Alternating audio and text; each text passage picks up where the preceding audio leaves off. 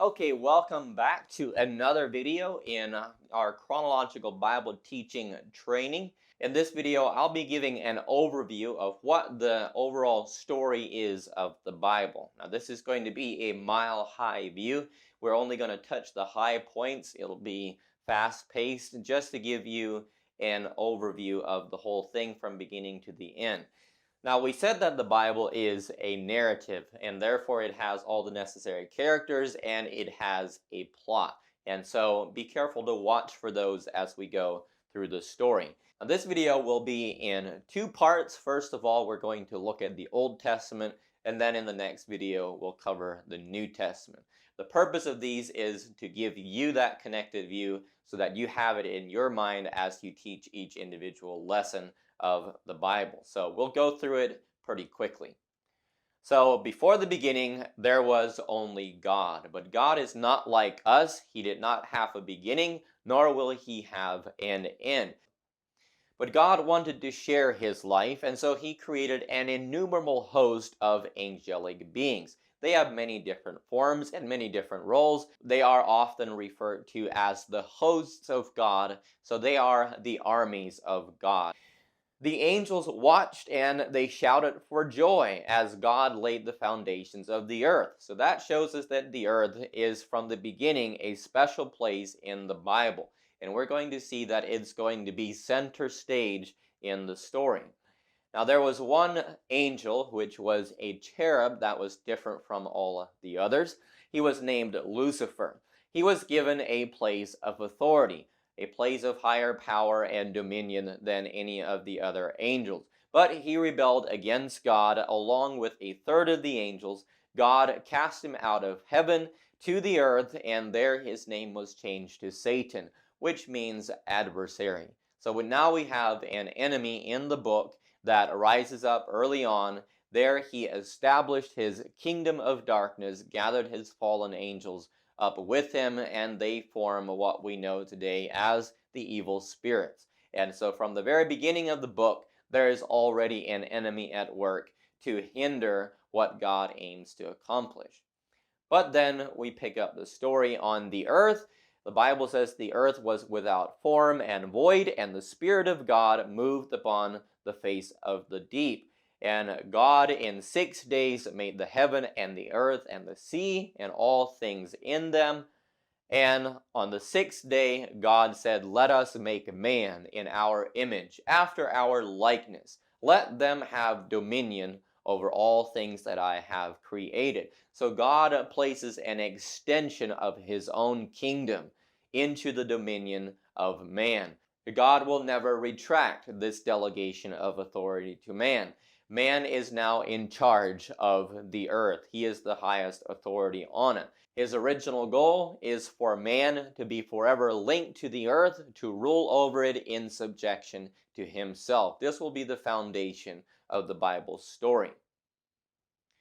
But then we see that Satan enters into a serpent so that he can contact the woman. You see, he is already at work to hinder what God is doing. He is the enemy. There is already a war going on.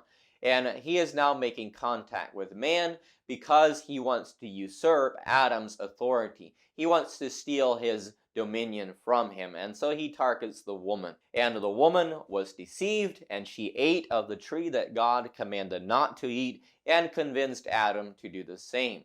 So Adam the king at that point became a lawbreaker. And then God cursed the serpent because of his part in the fall of mankind. Now, we've seen this once before already in history, where God cursed a magnificent creature down to the ground. So we see another picture of Satan being cursed, being judged for the second time. In the middle of that judgment, God promised that there would now be enmity between the seed of the serpent and the seed of the woman. He said that one day a seed of the woman would come who would crush the head of the serpent and would in the meantime be wounded in the heel. So the war between God and Satan has now extended to include mankind. The rest of the Bible will be about this struggle, the struggle between good and evil and man's role in that war. Now, the one who will actually overcome in the end, the one who will fight the final battle, will actually be a man, even though man was not present when the war began. And then we see that the earth is cursed because of Adam's disobedience. Why would that be? That's because Adam was the highest authority on it. The earth belonged to him. As goes man, so goes creation. Now, we saw that God promised that Adam and Eve, in the day they ate of the fruit, they would surely die. But then we see that he postpones that judgment by allowing two animals to die in their place and taking their skins and clothing them. So we see that God is not finished with the human race, and so he extends his mercy. Now, that mercy comes at a price. God is from the beginning showing us what he thinks of sin and death. Sinful man must now always approach God on the basis of sacrifice. And then the two sons of Adam and Eve are born, Cain and Abel. Would one of them be the promised one? You see, God did not put a time frame on when the Redeemer would come. And from the very beginning, the human race is waiting, Adam and Eve especially, are waiting for the fulfillment of this promise so that the earth can be restored. And so in the process of time, Cain and Abel both bring an offering to God. They know that they themselves are not enough, that they must have a gift to commend themselves to God. Cain brings of the fruit of the ground and is rejected. Abel, on the other hand, brings an animal sacrifice of blood and is accepted by God. So we see from the beginning that God is biased, that he wants something specific from man. So this is to teach us that there is only one way to approach God, and that is through the shedding of blood. Cain, not being a man of faith and refusing to offer the correct sacrifice, is enraged at his brother and commits the first murder. The rest of mankind follows after the ways of Cain, and the earth is filled with violence and crime, and God says, I will destroy the earth and man that I have created on the earth, even though he has started out with a good plan. Because of sin, now he says that he's going to destroy man on the earth. But Noah finds grace in the eyes of the Lord. So there's one man out of the whole race of sinners who finds favor. What kind of a man is he? Well, he's a man of faith. He believes when God speaks, and not only so, he actually obeys. And you notice that one man now, because of his faith and his obedience, is in charge of preparing a place of safety that will be the only salvation for the coming judgment. And just as God promised, he sent a flood that killed and destroyed the whole earth, and every man, animal, and every creature perished, just as God had said. This is the wages of sin. And so God starts over with one man and his family and tells them to repopulate the earth. And so Noah and his three sons repopulate the earth with a completely new race, but the new race is not any better than the old one. Very early on, they begin to worship idols. Satan is drawing them away from God, away from his promise of a redeemer. Out of that idolatry, God calls one man. His name is Abraham. He asks him to leave his father's country and come into a land that he would show him. So Abraham believes and obeys God and is brought into the land. Now, where is this land? Well, this is the journey that Abraham, beginning with his father, took from Ur of the Chaldees up to Haran and into the land of Canaan. This geographical location is the center stage for the events of the Bible. And so God is establishing a headquarters within enemy territory from which he will work to bring back the earth to himself. You see, Adam, when he sinned, handed over his kingdom to another ruler. There was a power vacuum when Adam sinned and Satan moved in, and the earth since has been under his dominion. The Bible calls him the God of this world. But Abraham and Sarah had a problem. She was barren and could not have children. And so the promise that Abraham would become a great nation seemed impossible to fulfill. Nevertheless, the promise stood sure. And God told Abraham, your seed is going to be as the stars in the heaven. And Abraham, the Bible says, believed God, and therefore God counted it to him for righteousness. So we see that God has a preference, that God is biased towards a man who has faith. In fact, it looks like that is the whole program of God, is to make man a creature of faith, to place him in an environment where he is forced to either believe or disbelieve. But Sarai, Abraham's wife, doubted the promise. And so she took it upon herself to go about to fulfill it by having Abraham produce a child with her servant. And Abraham hearkened to her, and they produced a son. Now, this would appear to be the fulfillment of what God promised, which was a son to carry on the inheritance so that the nation could be born. But would God accept this son that they had produced? No, it would not. God appeared to Abraham and said, Sarah is going to have the son. Sarah at this time is too old to have children, as is Abraham. But God nevertheless retains his promise to give them a son in their old age. And sure enough, God keeps his promise, and Isaac, the promised child, is born. Now, this would be the heir through which the promised Redeemer would come. So we see that God tends to appreciate and prefer the miraculous. Why? Because that requires man to step outside of his own resources and to become a creature of faith. And so that's what God is doing in establishing not just one man, not just one family of faith, but he is working to establish an entire nation of faith in the one true God. And then God provides a test for Abraham to make sure that his faith is still intact and asks him to sacrifice his son.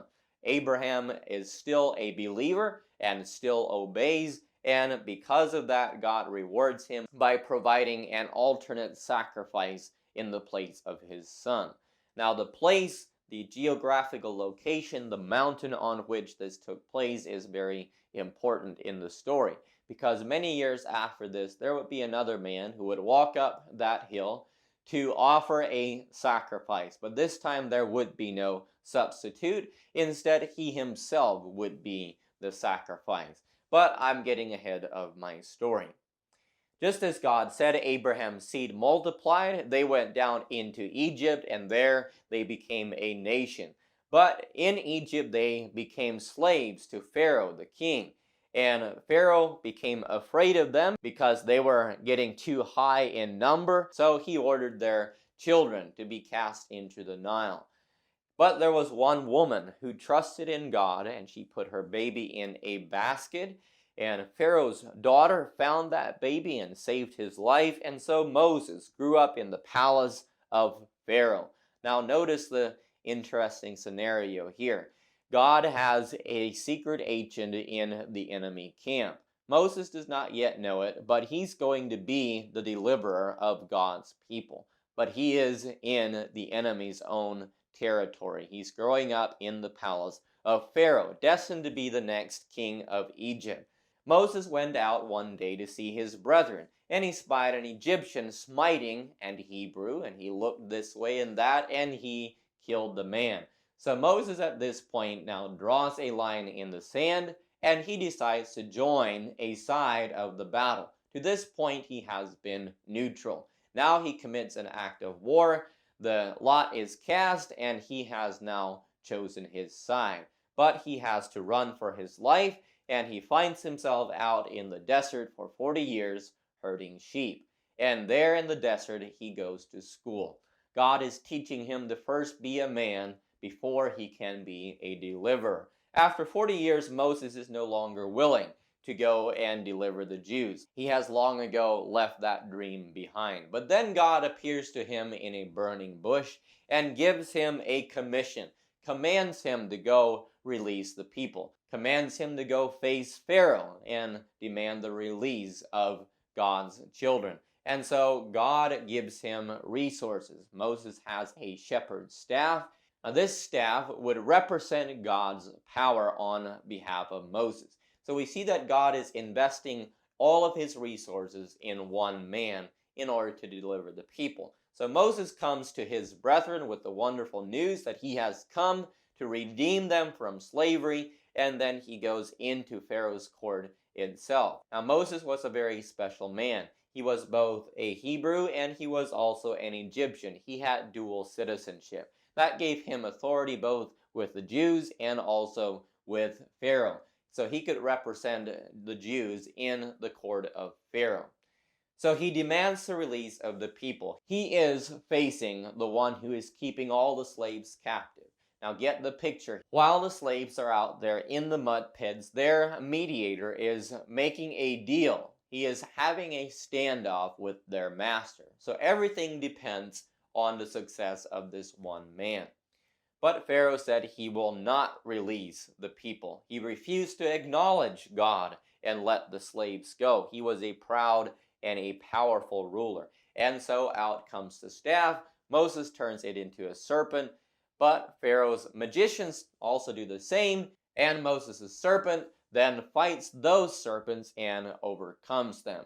So Pharaoh's power is beginning to be threatened. In other words, he has a lot of power. There's a lot of idolatry, there is sorcery going on, but God is going to show that he is greater. All of this is for the purpose of delivering his people from slavery. And so the plagues follow. The mighty Nile turns to blood. Each plague is designed to challenge Pharaoh's power. And so Moses and Pharaoh are each representatives of forces that are greater than themselves. Remember, we said that the Bible is a story of war. It chronicles a battle from beginning to the end, a battle between good and evil. And here we see two agents of that struggle fighting against each other. So the war between good and evil is being fought through mankind on the earth. This is the story of the Bible. And so the plagues continue. They're stinking bloody frogs. And the power of the gods of Egypt begin to lose face with the people. All the dust of the land is turned into lice. There are swarms of flies, and all of the sacred cows are dead, and the gods are powerless to stop it. It is a vicious campaign. God is putting increasing pressure on the enemy, showing that he has unlimited power. And in the middle of all of this show of power is the man Moses with his staff.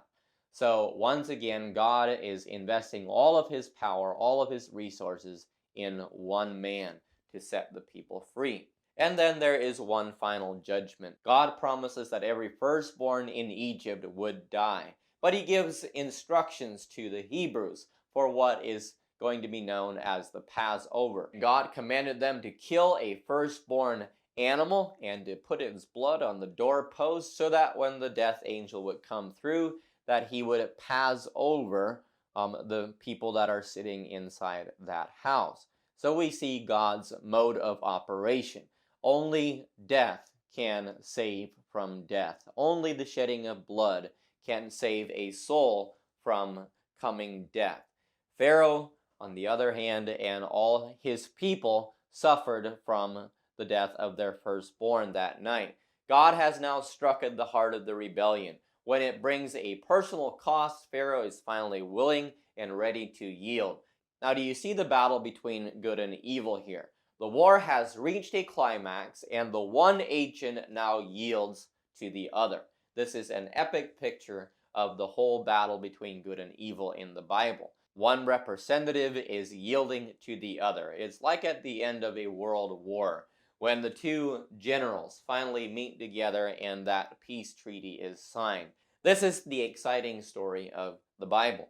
So 2 million people that night leave Egypt. After 400 years of slavery, they go out into the desert, and at the head of them is Moses, the deliverer. God would lead them into the promised land where they would become a nation, and so he would fulfill his promise to Abraham. But Pharaoh's heart was hardened, and he mustered his army, not willing to let the people go, and he pursued after them. The people came crying to Moses. He commanded them to stand still. He lifted up his rod of power over the Red Sea. The water is parted. There is a path in the sea, literally an escape from death that is opened up. How? By God's man, by him holding up that staff that represented the power of God. And of course, when Pharaoh sees that path, he himself follows in, and then Moses turns and he lifts up the staff once again, and the waters of destruction come in and kills all of their enemies. So their enemies will never bother them again. You see, death is a very efficient and effective way to get rid of one's enemies. This, once again, is God's mode of operation. You see, as we're going through the story, it's teaching us how to think. It's teaching us to approach situations and process information in the way that God does. But out there in the desert, they had no food, and they came complaining to Moses, and so Moses asked God what to do. God sent down manna from heaven. Literally, he fed the people miraculously for 40 years. Now, this is important because many years later, another man would come who would claim to be the true bread from heaven.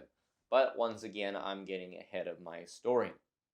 And so God brings them to his mountain, Mount Sinai, and there he gives them his laws. You see, God wants his people to know who he is, what his opinion is on morality. You see, God stands for something. There are already two sides that are going on in this war. There is a good side and there is an evil side. God stands for righteousness, Satan stands for evil and for wickedness. Now, God is making it clear to his people that the only way that he will partner with them is if they agree to his terms of righteousness. And so he gives them 10 laws that are the bare minimum requirement of morality for anyone that wants to approach God and join his cause. And so the people agree that everything God has commanded is good. They form a covenant with God in which if they would obey the law, they would be rewarded with blessing. If they would disobey, then they would be rewarded with a curse. So Moses kills an animal, takes that blood and sprinkles it on the people, and this is the legally binding seal of the covenant. So we see that God binds things with the shedding of blood. Moses then went back up into the mountain where he talked with God for 40 days. In the meantime, the people are down below. Now, as Moses is up on that mountain, they decide that they can't wait for him any longer, so they ask Aaron to make them a god to lead them back into Egypt. And so they bring all their golden earrings together. Aaron makes them a golden calf. What is really going on in this story? Remember how we said that we need to constantly back up and get the big picture. Well, Satan in the beginning, while he was still Lucifer, had a magnificent body. It is believed that he had the face of an ox. He is here leading God's people away from God and leading them to worship himself. He is very proud of his appearance that he once had. And throughout history, we see that he tends to lead the people to worship images that are in the form of a golden calf. And so Aaron told the people, "Behold your God," and announced that the next day would be a big ceremony. And sure enough, the following morning, they all gathered together and had a huge party. It was a complete religious system with an idol, with sacrifices, and with music, with dancing, with eating and drinking, and fornication. The people made themselves naked, and they are already breaking the law that God had given to them. So remember once again the battle that's going on, the war between good and evil. That war is being played out on the earth with mankind being at the center stage of it. Here we see Satan's move in leading the people away from God.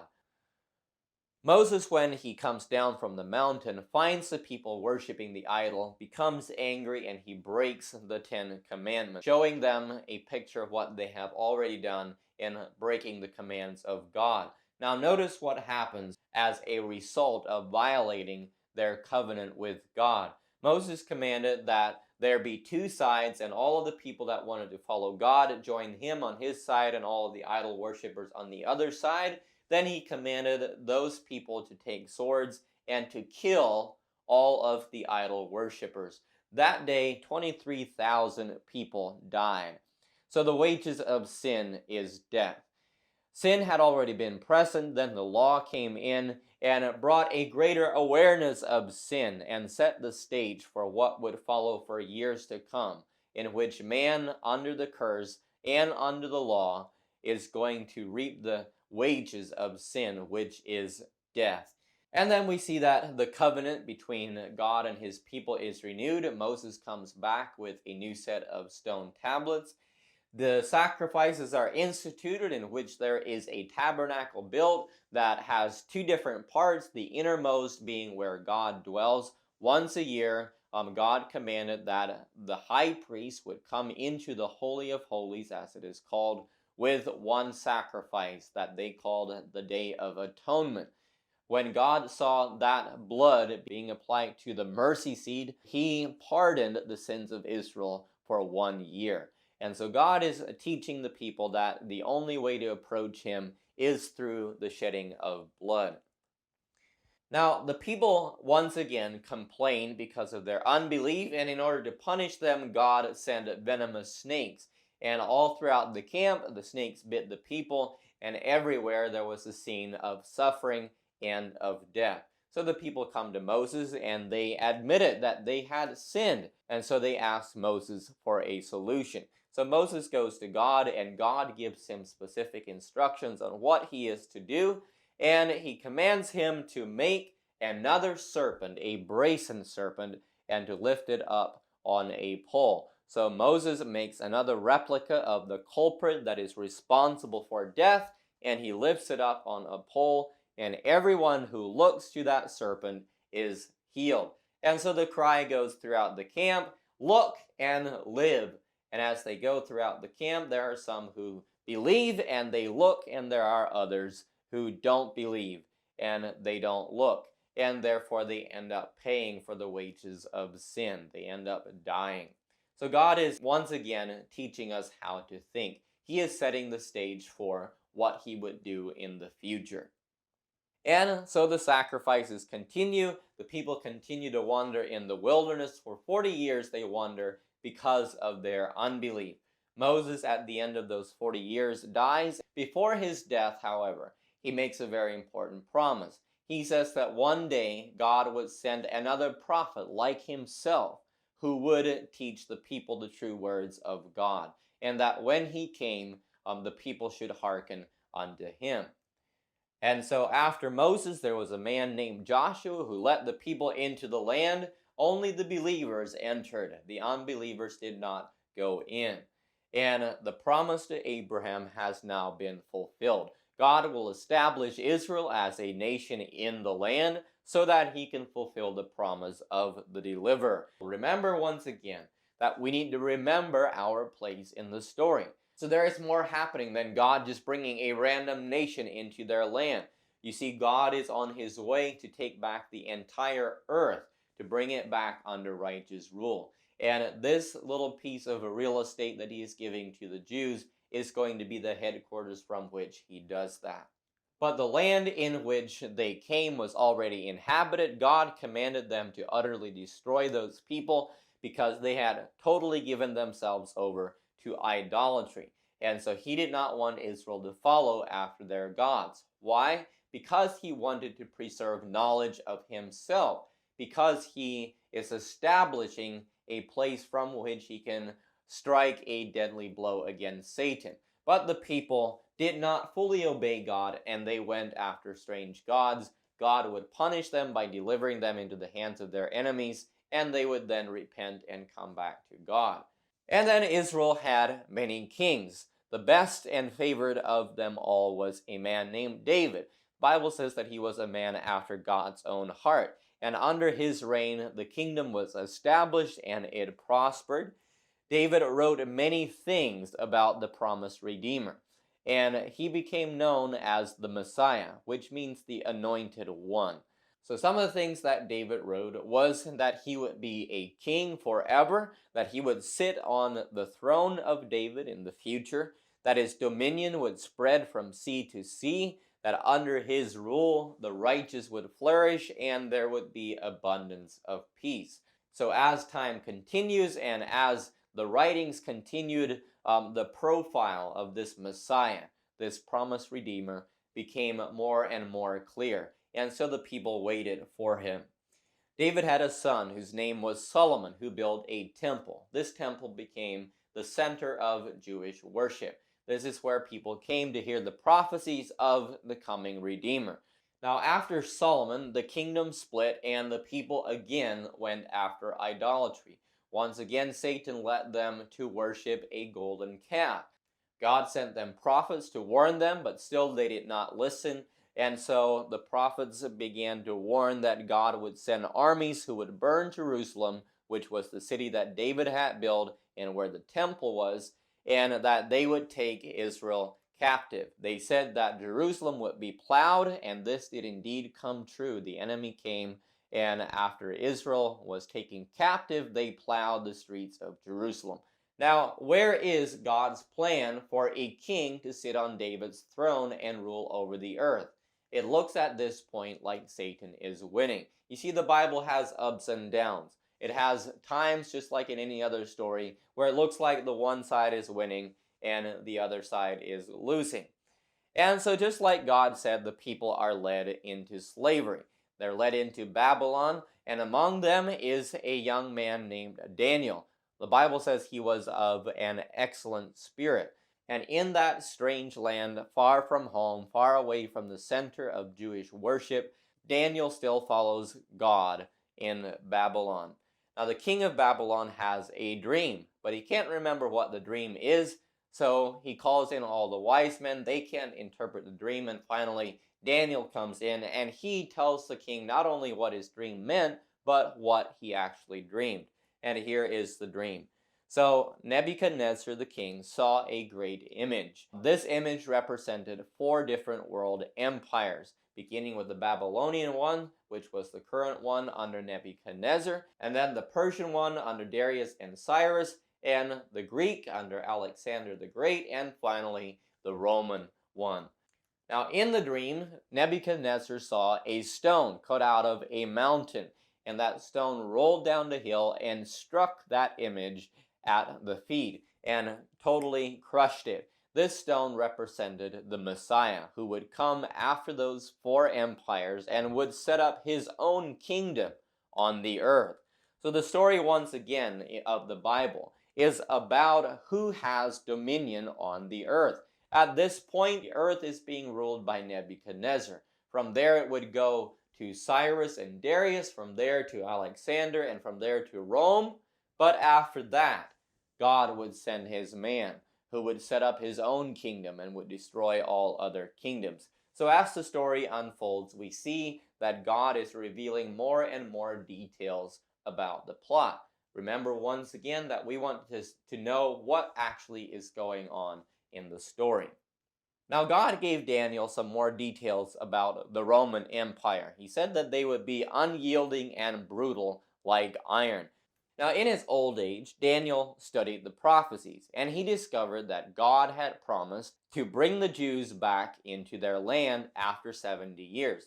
And so it was with great rejoicing that the people did indeed go back to Jerusalem, even after it seemed impossible. They built the temple and the walls of the city. Now, Daniel also received more details about the coming Messiah, some details that others had not seen. He said that he would be cut off, meaning that he would be killed. There were also other prophecies that spoke of great suffering and humiliation that would come to the promised Redeemer. And so there was this mixture of prophecy that stated that he would be a powerful king who would crush the world empires and would set up his own empire from which he would rule in great power. But then there were also other prophecies that detailed him as being a man of sorrows, as being a suffering Redeemer, as one who would suffer great humiliation and even death. Now, Nebuchadnezzar's dream was fulfilled. The empires came and went, from Cyrus the Persian to Alexander the Great, all the way to the Roman Empire. The Romans were brutal in their reign, controlling every aspect of Jewish life. And so we see that the stage is now set for the Messiah to make his appearance. The question is, will the people know him when he comes? All right, this is the end of the first session. In the next video, we'll jump into the New Testament and see the fulfillment of all of these prophecies. See you next time.